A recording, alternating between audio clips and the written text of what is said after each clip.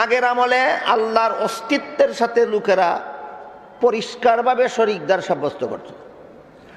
বর্তমান আমলে পরিষ্কারভাবে সাব্যস্ত করে, শরিকদার সাব্যস্ত করে না। বর্তমানে অত্যন্ত কৌশলে আল্লাহর সাথে শরিকদার সাব্যস্ত করে। কারণ পরিষ্কারভাবে শরিকদার সাব্যস্ত করলে ধরা পড়ে যায়, সাধারণ মানুষও ধরতে পারে যে তুমি আল্লাহর সাথে শরিকদার সাব্যস্ত করছো।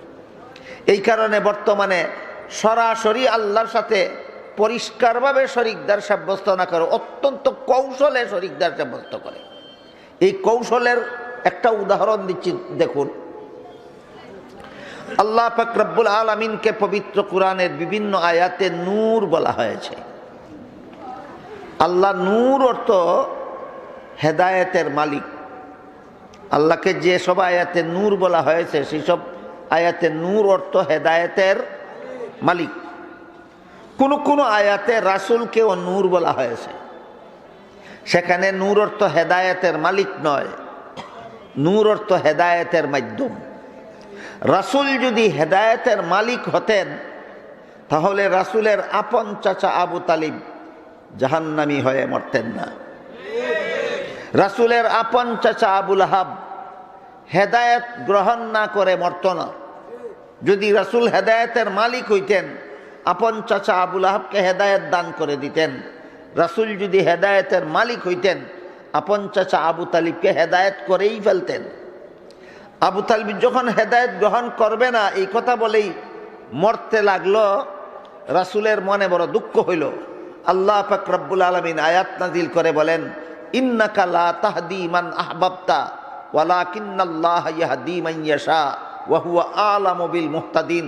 হে রাসূল করিম সাল্লাল্লাহু আলাইহি ওয়াসাল্লাম, আপনার মহব্বতের চাচা আবু তালিব ঈমান আনলো না বলে আপনি বড় দুঃখিত হইলেন। আপনি আপনার মহব্বতের চাচা হয় বলেই আপনি তাকে হেদায়েত করতে পারবেন না। হেদায়েতের মালিক আমি আল্লাহ। আমি কাকে হেদায়েত করি? যে হেদায়েত বুঝার পরে তা গ্রহণ করতে চায়, আমি আল্লাহ তাকে হেদায়েত করি। তাহলে এই আয়াতে আল্লাহ পরিষ্কার বলে দিলেন হেদায়েতের মালিক রাসূল না আল্লাহ। তাহলে রাসূল কি? হেদায়েতের মাধ্যম। আল্লাহ হইলেন হেদায়েতের মালিক আর রাসূল হলেন হেদায়েতের মাধ্যম।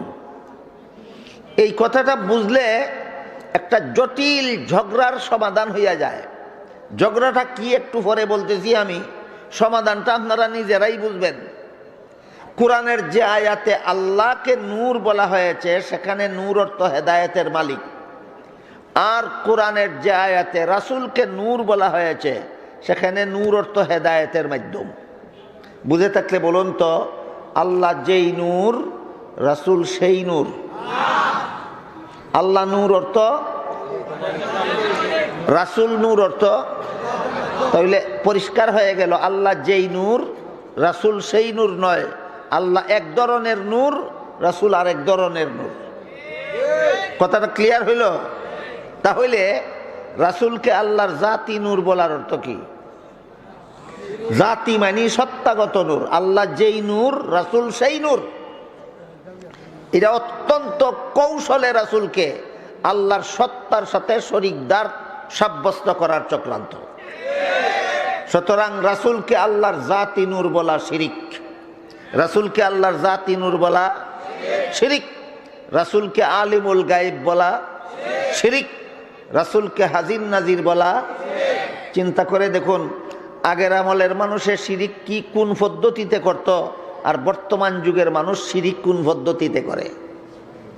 আগের আমলের ইহুদিরা কইতো উজাইর আল্লাহর পুত্র, আল্লাহর পুত্র কইয়া আল্লাহর সাথে শিরিক করত। খ্রিস্টানেরা কইতো মরিয়ম আল্লাহর বউ, আর ঈসা আল্লাহর পুত্র। এইভাবে আল্লাহর বউ কইয়া আল্লাহর সাথে শরিকদার বানাইতো, আল্লাহর পুত্র কইয়া আল্লাহর সাথে শরিকদার বানাইতো। যেহেতু সারা দুনিয়াতে জানাজানি হইয়া গেছে যে মুশরিকেরা যারে শরিক করে তারা আল্লাহর পুত্র কয়, নাইলে তারে আল্লাহর আত্মীয় কয়, নাইলে তারে আল্লাহর বউ কয়। এই কারণে শয়তানে এমন কৌশল উদ্ভাবন করে দিছে যে ওই প্রাচীন পদ্ধতিতে এখন আর কেউ শিরিক করে না। এখনও তো শুকনো পদ্ধতিতে আল্লাহর সাথে শিরিক করে, যাতে সাধারণ মানুষ বুঝতেও পারে না যে এটা নবীর তাজিম না, এটা নবীর আল্লাহর সাথে শরিকদার সাব্যস্ত করার চক্রান্ত।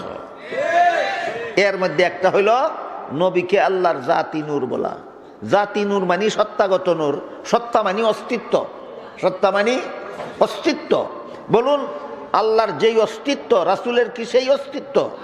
তাহলে রাসূল আল্লাহর জাতি নূর কেমনে হইল?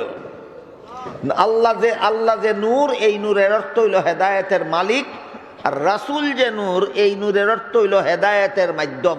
কাজেই দুই নূর এক নয়। আল্লাহ যেই নূর, রাসূল সেই নূর নন, রাসূল যেই নূর, আল্লাহ সেই নূর নন।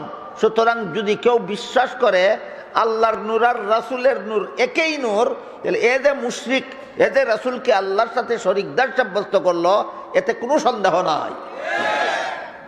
আল্লাহ সূরা নামলের 65 নম্বর আয়াতে পরিষ্কার ভাষায় বলে দিয়েছেন, আসমান জমিনের কোনো বাসিন্দাই গায়েব জানে না একমাত্র আল্লাহ ছাড়া। কাজেই যে বলে রসুল গায়েব জানে, সে রসুলকে আল্লাহর সাথে শরীকদার সাব্যস্ত করে। যে বলে রসুল আল্লাহর জাতি নূর, সে রসুলকে আল্লাহর সাথে শরীকদার সাব্যস্ত করে।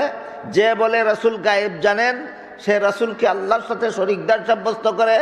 যে বলে রসুল হাজির নাজির, সে রসুলকে আল্লাহর সাথে শরীকদার সাব্যস্ত করে।